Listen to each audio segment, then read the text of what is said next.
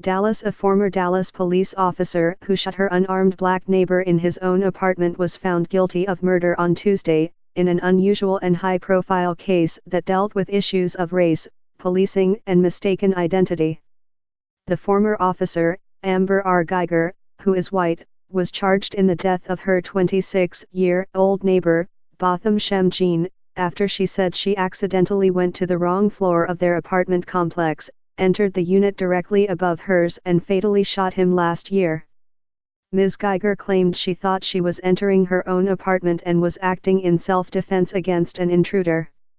The jury rejected that argument and returned a rare murder conviction against a police officer who, in this case, was off-duty but in uniform. After the judge read the verdict, Mr. Jean's sister sobbed.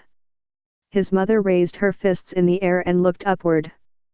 "God is good," she said. Ms. Guyger faces a prison sentence of between 5 and 99 years. The shooting and its aftermath in September 2018 ignited protests and calls for justice, with demonstrations outside police headquarters and inside City Hall. At a time when other police officers have been cleared of wrongdoing in the deaths of unarmed black men, Ms. Guyger was arrested several days after the shooting on a charge of manslaughter, then released from jail the same day. After weeks of community tensions and accusations of preferential treatment for the police, a grand jury came back with the charge of murder. In some ways, the case deviated from other high-profile police shootings because it involved an off-duty officer who returned home in uniform and shot her neighbor in the safety of his own home. The outcome was being closely followed among activists who have called for more police accountability. When the courtroom doors opened on Tuesday, chants erupted in the hallway, as supporters repeated the verdict aloud and shouted an affirmation they had been waiting to hear: "Black Lives Matter."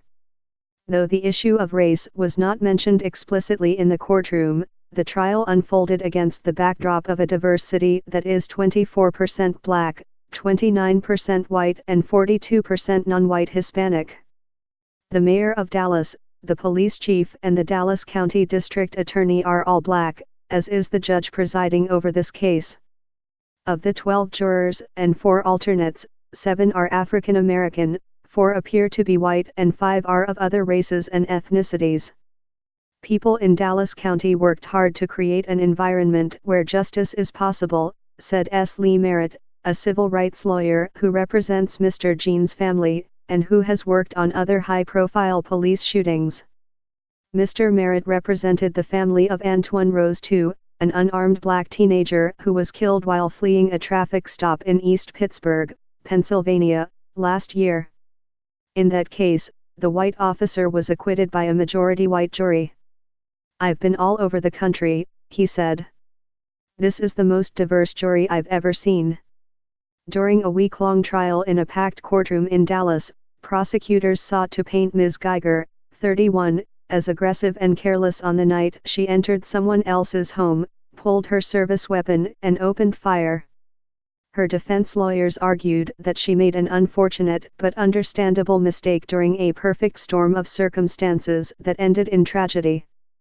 Mr. Jean, who was from the Caribbean island nation of St. Lucia, had moved to Dallas to work for the accounting firm PwC.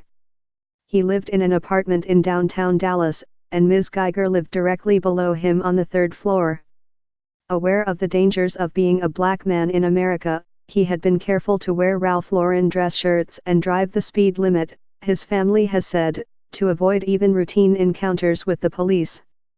But he was relaxing at home on the night he had a deadly encounter with the police. Prosecutors have said he was watching television and enjoying a bowl of vanilla ice cream when Ms. Guyger came through his doorway.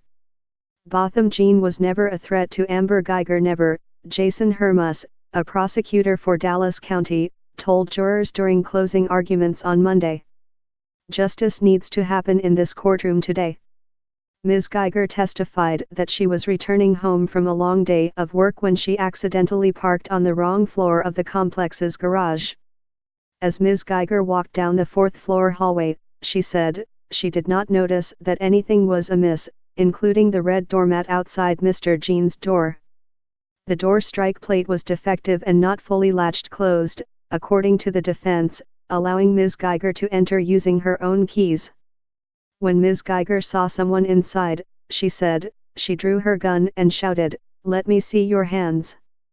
She testified that Mr. Jean was walking toward her and shouting, "Hey," when she fired her weapon twice, striking Mr. Jean once in the torso and killing him. "I was scared he was going to kill me," she told jurors when she took the stand last week. Her testimony conflicted with prosecution witnesses, including neighbors who said they did not hear verbal commands and a medical examiner, who testified that the bullet had a downward trajectory, indicating that Mr. Jean was either getting up from a seated position or was in a cowering position when he was shot. Toby Shook, a lawyer for Ms. Guyger, asked the jury to consider that she had made a mistake, one that was common in an apartment complex where many residents interviewed by investigators said they had parked on the wrong floor by accident. "A wonderful human being has lost his life," Mr. Shook said of Mr. Jean in closing arguments. "But the evidence shows it is just a tragedy, a horrible, horrible tragedy." Jason Fine, another prosecutor on the case, urged the jury to be the voice of the community and hold Ms. Guyger accountable. "This cannot be acceptable," he said. "Not here in Dallas, not here in Texas, not anywhere. Your home is supposed to be your sanctuary where you feel safe." Marina Trejan Martinez reported from Dallas, and Sarah Mervash from New York.